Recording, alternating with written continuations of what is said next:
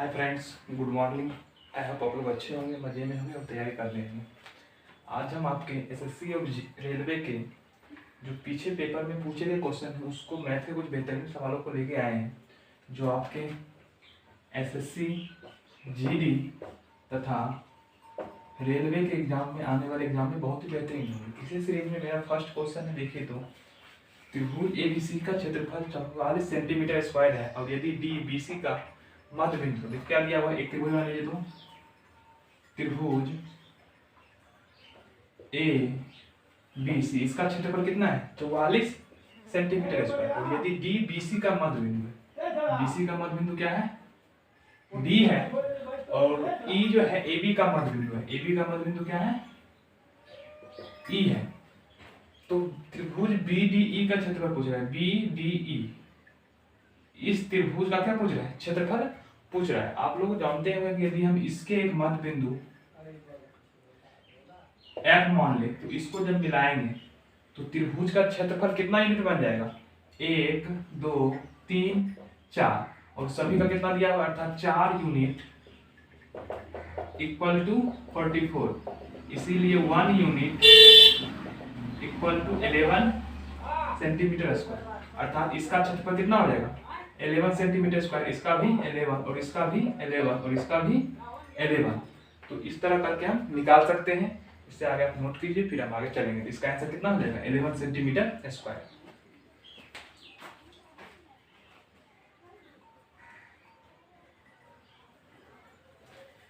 देखिए आपका second question है कि यदि x power 2a, y power 2b and z power 2c equal to not 0 और x square equal to y z, अर्थात ये दिया हुआ है और ये दिया हुआ है, पूछ रहा है इसका वैल्यू क्या होगा।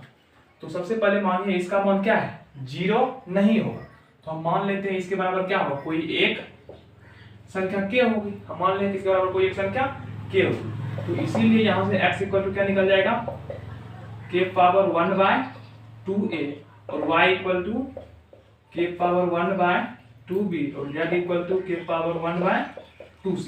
एक और दिया हुआ है, चूंकि x square equal to y z, x की जगह पे रखिए तो क्या हो जाएगा, k पावर 2/2a स्क्वायर और 1/2a, तो 2 पे कुछ जाएगा, और y की जगह पर क्या आ जाएगा, k power 1/2b into z की जगह पे k पावर 1/2c। अब देखिए यहाँ से क्या हो जाएगा, k power 1/a equal to base से में पावर जुड़ जाएगा, तो 2bc एलसीएम लेंगे, इसको आप इस तरह से जोड़ दीजिए, 1/2b प्लस 1/2c, तो दोनों का बेस सेम है तो पावर भी क्या होगी, इक्वल होगी।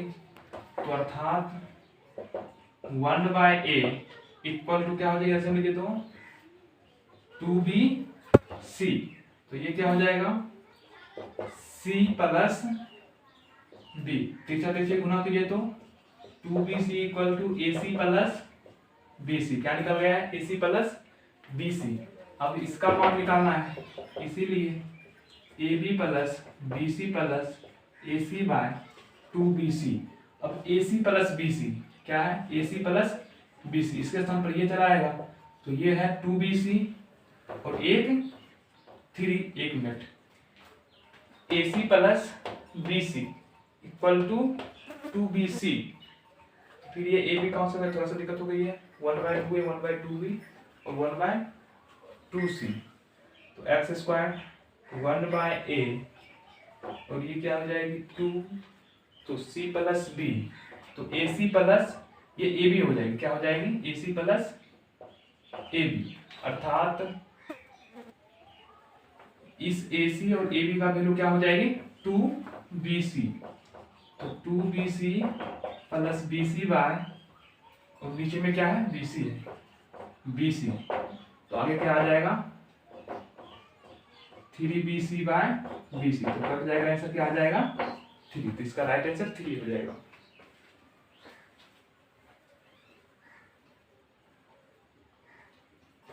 आप लोग को नीचे में नहीं दिख रहा है, थोड़ा सा इसको हम ऊपर लेके चले जाते हैं, ये कितना हो जाएगा 3BC बाय BC, तो क्या निकल जाएगा 3, इसका राइट आंसर आ जाएगा।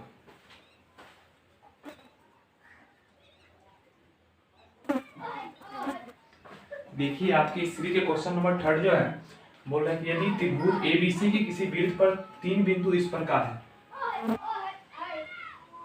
क्या कहा, 3 बिंदु इस प्रकार है कि जीवाएं AB और AC वृत्त के केंद्र O पर 110 डिग्री तथा 130 डिग्री का कोण बनाती है। तो एंगल BAC आपसे पूछ रहा है। सबसे पहले हम क्या करेंगे, एक त्रिभुज बना लेंगे। देखिए उसमें बोल रहा है कि 3 बिंदु A और BC, मान लीजिए A है और ये B है और C है, वृत्त के केंद्र O पर इस प्रकार है कि ये जो जीवा बनेगी, क्या बनेगी, एक जीवा AB और एक जीवा BC।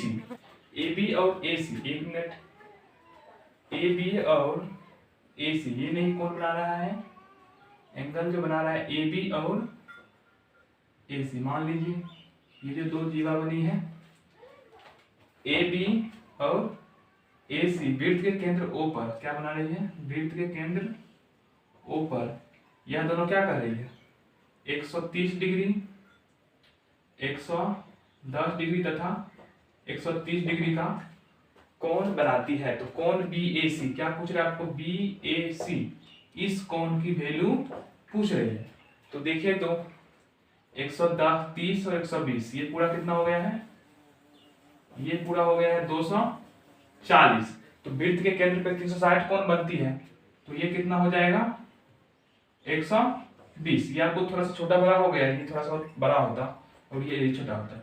120 ये है, ये फिगर इस तरह से बनता, थोड़ा सा देख लीजिए। तो यहाँ पे B होती और यहाँ पे C होती, यहाँ पे A होती, AC और BC और एक केंद्र आपका ये O है। तो इस तरह से फिगर इस तरह से बनती। AB इस पे कितना बना रहा है 110 डिग्री और ये कितना बना रहा है 130 डिग्री। तो ये पूरा हो गया है 240। तो ये कितना बन जाएगा, 360 में से घटा देंगे 120। और आप जानते होंगे यदि यह 120 है तो ये किसका क्या होगा, आधा होगा।